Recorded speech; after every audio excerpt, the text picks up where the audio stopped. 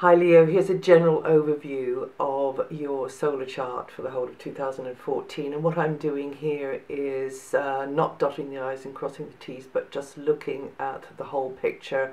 So we're having 3 Mercury retrogrades and 2 solar eclipses. The first Mercury retrograde period starts on February the 6th, and I'll revisit that for the February stars.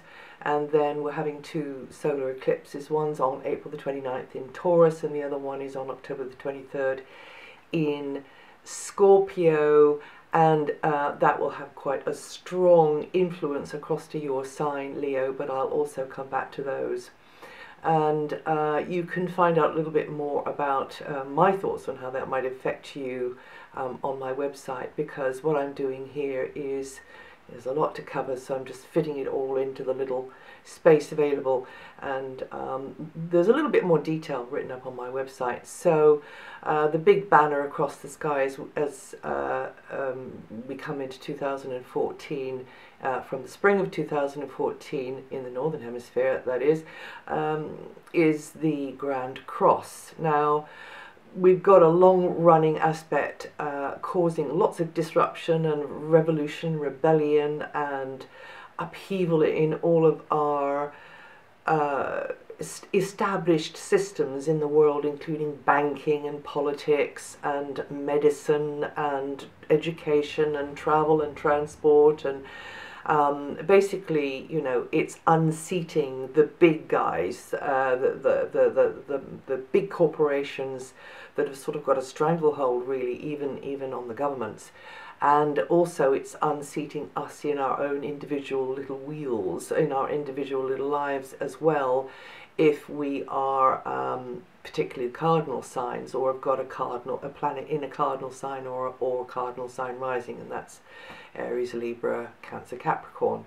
But you are not, you're a fixed sign, you're a fixed fire sign, and the Grand Cross coming up in April, May, coming in March, so it's sort of spanning April, May, will actually be triggering that ongoing Uranus-Pluto aspect that's been with us since 2011 and will stay until 2015-16. So that's going to be a real pivotal moment, and there could be lots going on in different places of the world. It's not going to be affecting you in an adverse way directly, because you're one of the fixed signs and not the cardinal signs, but this configuration in the heavens will trigger another moment of choice as the mass consciousness is moving from the Piscean age into the Aquarian age. So there's going to be quite a lot going on there, I think. Now, other news, both Venus and Mars are worth a mention because they are in extraordinarily long transits this year. Venus came into Capricorn on November the 5th and will leave on March the 6th, 2014, which is your area of work, daily duties. It's quite a maintenance orientated area, and also health.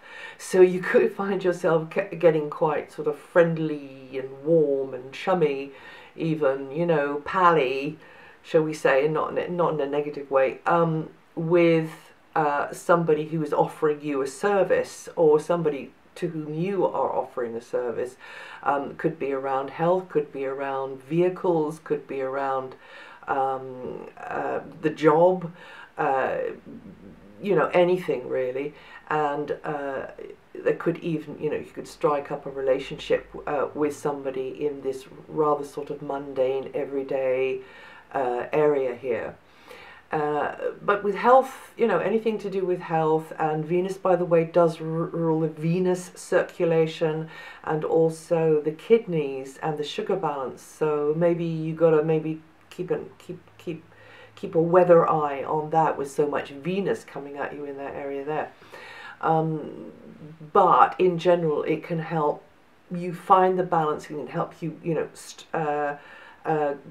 really hit it off with and do business with somebody who's helping you in that kind of way, and also with work matters, you know, related matters.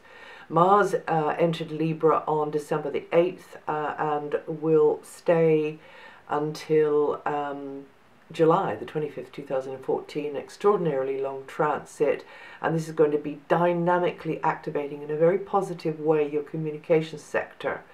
Now, I have put videos out about, you know, if you're listening to this as if it was your rising sign, then actually it might be going through your communication sector for part of that transit, but then it might transit into your fourth house area, which is the root of your chart. And if you happen to know that, then go and look at the forecast for Cancer. Yes, it gets a little bit complicated, but anyway, just covering the communication sector. Yeah, you're going to be busier, mental processes will be accelerated, you'll probably be having a lot on your plate, maybe with paperwork, maybe with social life, and it's in this good angle to your sun sign, so it should be, you know, it should be pretty positive, boosting your spirits and so on. And you flying hither and thither in person, over the wires, you know, a lot of that kind of thing going on. You could be studying something, you could be teaching something, you could be developing your speaking, writing skills, your artistic skills, all of that kind of things, and very much not being backwards and coming forwards with what you want to say and getting it off your chest. So just be careful, you know, cultivate diplomacy and people skills, and be careful when traveling, because Mars is not known for its patience, and the Mars energy can precipitate accidents, that kind of thing, but only if you know, completely lost the plot maybe, but you know, just be aware of that, and don't take any risks when traveling. Can also be communications equipment as well. You have glitches and problems with them, you know, like cameras and all the pads and pods and computers and, you know, TVs and vehicles. Now, Jupiter is in Cancer until July the 16th, and then it will enter your sign. So this is the last bit of the cycle before Jupiter comes into your sign and starts a 12-year cycle in your life. So you are, as the year kicks off, you're still in this mode of looking within, being more introspective, tying up loose ends from the past, maybe reviewing the past, you know, and maybe being honest with yourself about certain things to do with the past. Also developing things behind the scenes, working on projects, working maybe even with others on something behind the scenes, something imaginative or artistic or something spiritual, getting into more spirituality, and you have to watch it though, because with Jupiter here you can, in fact with any planet here mostly, you can indulge your old bad habits, your old emotional knee-jerk reactions, which are not good, and you just got to be careful about that. Then Jupiter enters your sign on the 16th of July. That signals the beginning of a real growth spurt in your life, Leo, for the subsequent 12 months. So that'll be a time that you'll be learning lots of new stuff through plunging into unusual environments, different environments, through travel, through connections with foreign lands, through education, entertaining new possibilities all over the shop. And, you know, the distant horizons beckon, and it's a good time for you to launch into something new, a new project, a new enterprise. And some of you will have to look into the legal side of things for some reason as well, you know, what your rights may be or what somebody else's rights may be, perhaps it's like that. And all natives of your sign will be feeling the Jupiter influence either through Cancer or Leo this year.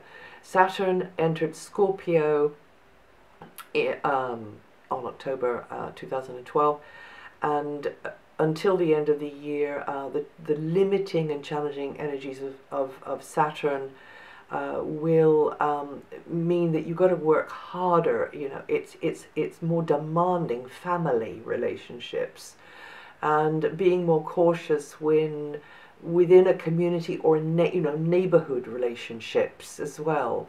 And maybe there's something going on from someone in the neighborhood or within the neighborhood Can just be, you know, the building that you're in, somebody's doing building works, you know, on the other side of the wall. I mean, and there's drills and bangings and sawings and things.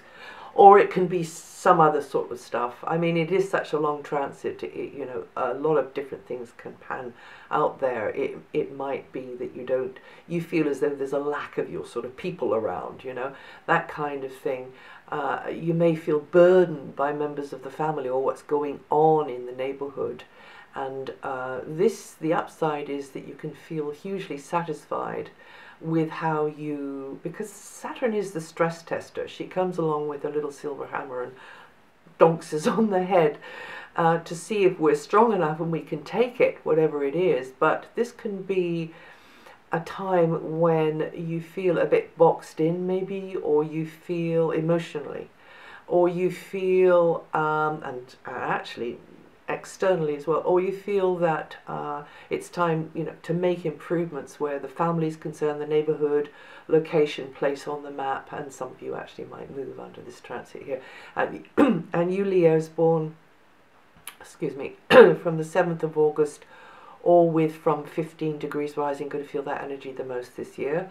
Uranus is slowly transiting through a very expansive area of your solar chart, and it's in a really good angle to your sun sign, and it means that you will be, your social life will be changing, and you could get in with a group of people who are giving you insight or are revealing certain things, which is quite a revelation to you. Maybe it's about yourself, maybe it's about something else.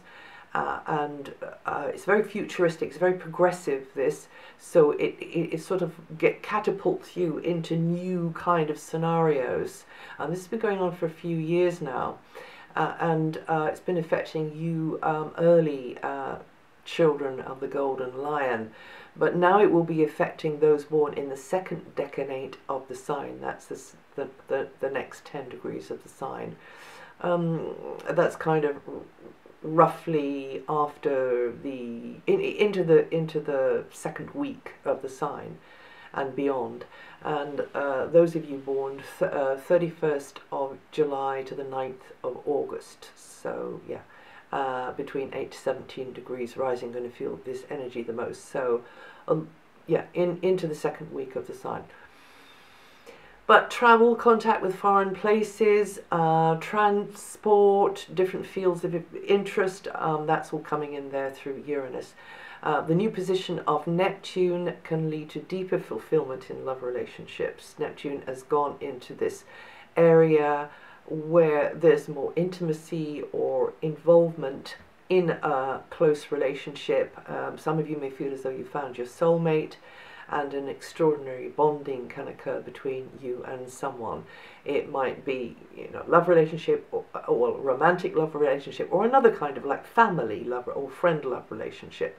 And you could get more interested in how that is, what that's about, what it means, but also the other side, the occult, spirituality, psychology, digging and delving into your own patterns, the supernatural, the divine, lots of ways Neptune can pan out here. On the materialistic level, there could be misunderstanding or blurred boundaries around someone else's finances, or jointly held resources, jointly held property, another's values, another's priorities. So as far as you can, be crystal clear as to, you know, especially when signing a contract or making an agreement, be crystal clear and kind of get it down on paper. You know, even though you might not want to, you know, you're sensitive to somebody, you just try and get it down on paper. And on the on that level, the advice would be, don't leave anything to chance regarding money, property, inheritance, that kind of thing. And you Leos born the 26th to the 31st of July, with 3 to 8 degrees rising, going to feel that energy the most this month.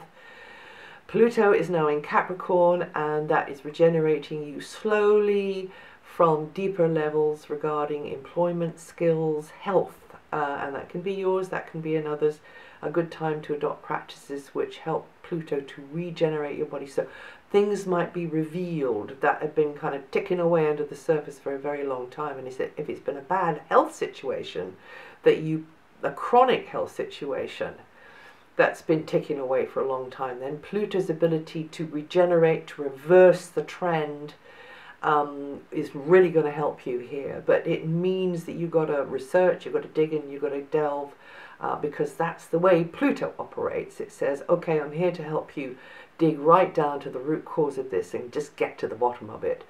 Also, this area is about work as well and daily duties, and you may feel as though you haven't got enough control or choice over that work and daily duties, and there could be some clashes of wills with somebody else who you feel is kind of trying to get the control, or has the control, or is manipulative, or whatever, and you want to try to be doing something which mirrors more closely where you are at your heart, where you are at your core, and try not to let others ride roughshod over that and try to sort of bend you out of shape.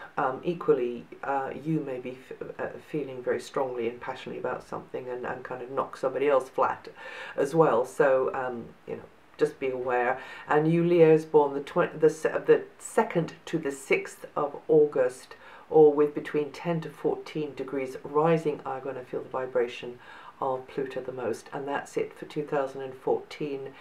May I wish you a very interesting and active and happy 2014, but with, you know, just a little bit of challenge there to make it a good story. And I'll see you again pretty soon.